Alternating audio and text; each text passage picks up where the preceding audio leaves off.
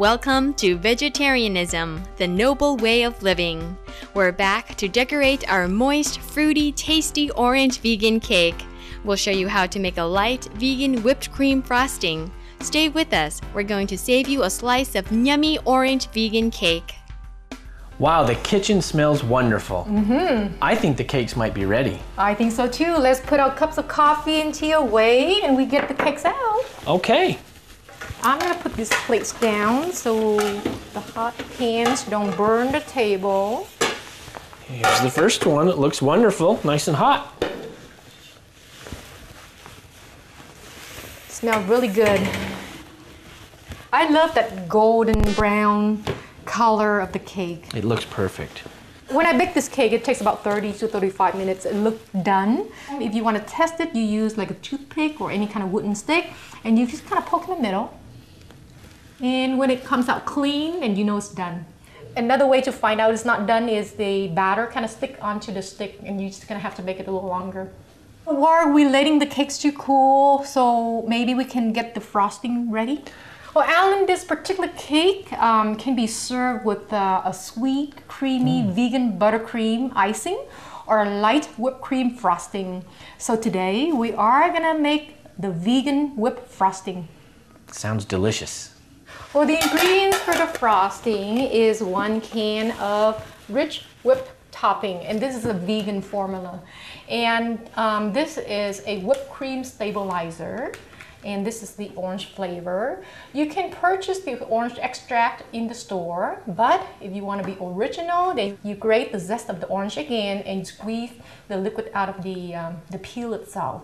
And this is what it looks like. Well, Jane, what is a whipped cream stabilizer? Well, Alan, it is an ingredient that helps stiffen the whipped cream, and it prevented the whipped cream from becoming watery at room temperature. I see. Well, let's make some frosting. Okay. So this is the non-dairy whipping cream. So we just pour the whole can into here, and this is the package of Whip It. It's the whipped cream stabilizer. I'm just going to use the whole package. So we're going to mix it. Again, you're gonna start slow, and then at the end you're just gonna turn it fast. So it's gonna take about 3 to 4 minutes. Okay. So I'm gonna turn it on, so it's gonna be a little noisy. So when you mix whipped cream or any kind of whipped topping, you always mix it first with the stabilizer. I see. If you put any flavor or a lot of flavor, sugar or anything like that, you're thinning it, and it will not form a foamy whipping cream for you. So this has been whipped for about 4 to 5 minutes, and this is what it looks like. Very light, and it has a nice sweet orange fragrance to it. And the next step, we're gonna frost the cake. Sounds good.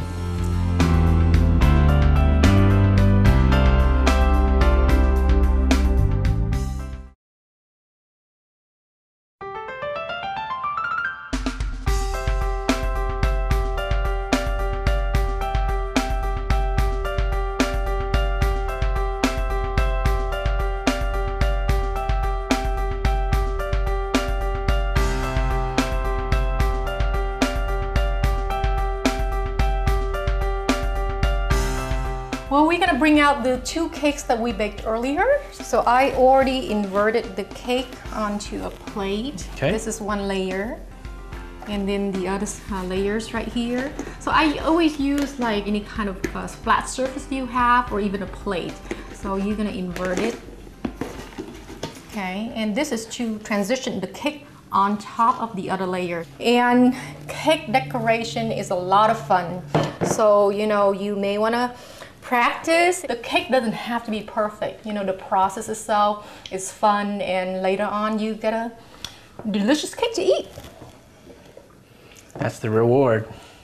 I like to have a turntable because it's easier to decorate, and so you don't have to kind of walk around the cake. So Makes sense.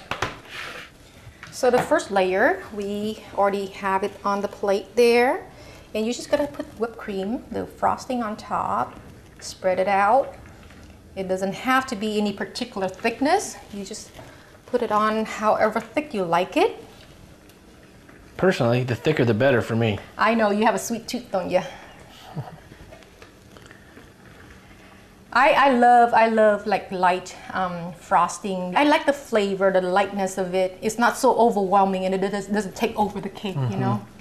Sometime in the winter, I love the buttercream icing too. It is a very rich icing, but it's kind of nice to have something that really sweet once in a while. So that's the thickness I usually use for this cake, and I'm going to smooth it out a little bit. So this is an icing blade. You can get it at any cake decorating store. And again, like I said, it doesn't have to be perfect. So this is the wax paper that we lined the pan earlier. So now you see why I use a plastic circle or a surface, because I want to slide it onto the frosting of my first layer. So here it is. Voila! That's nice and even. I think this is like one of my favorite part of making a cake. You know, it's kind of creative, and I kind of like to play with it. And it's relaxing too. It is, it is. And, you know, at the end when you put the decoration on top, it's almost like playing, you know. You can put fruits, you can put flowers, you can decorate it any way you want, and it looks really pretty. So you put plenty on the top surface and then even it out on the sides. Is that how you like to do it? Correct. Yeah. I usually start on the top and work my way around the sides. You're right. This is where the turntable really comes in handy. Exactly. When I first didn't have the turntable, I had to walk around the cake. After a while, it can be a little tiring. Presentation is so important. In foods, you know, if I go to a restaurant, if it's decorated nicely, I want to eat the food, you know. So I think when we serve something, we want to make it nice and pretty. Well, I found that when food looks beautiful, it actually tastes better as well. Even though this is a white frosting, at the end we're going to put some like fruit, anything that's colorful. I find that it's very appetizing, especially like bright colors, you know. Well, this is a partially decorated cake. I had a lot of fun making it. So as you see here, the frosting is on top. I made little flowers around the rims. And you know, like I said, I like adding colors to my cake. So I chose mandarin. But you know, you can use any kind of fruits. And you know, last time I put strawberry, sometimes kiwi. So I'm gonna put it on here. I'm starting to get quite hungry. I know, it looks really good. It makes me want to eat it too. Well, Alan, I know that you've been waiting for this moment, so are you ready? I'm more than ready. Okay, I'm gonna cut you a slice, okay? It looks beautiful. It's nice and soft and moist.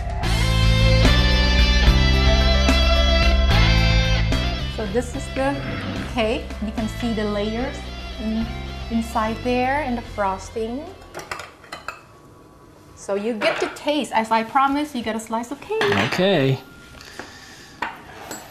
You be the judge. Okay.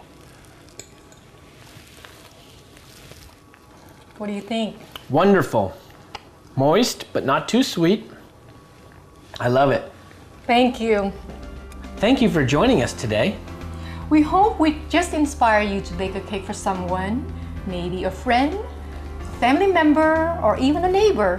Until next time. Enjoy.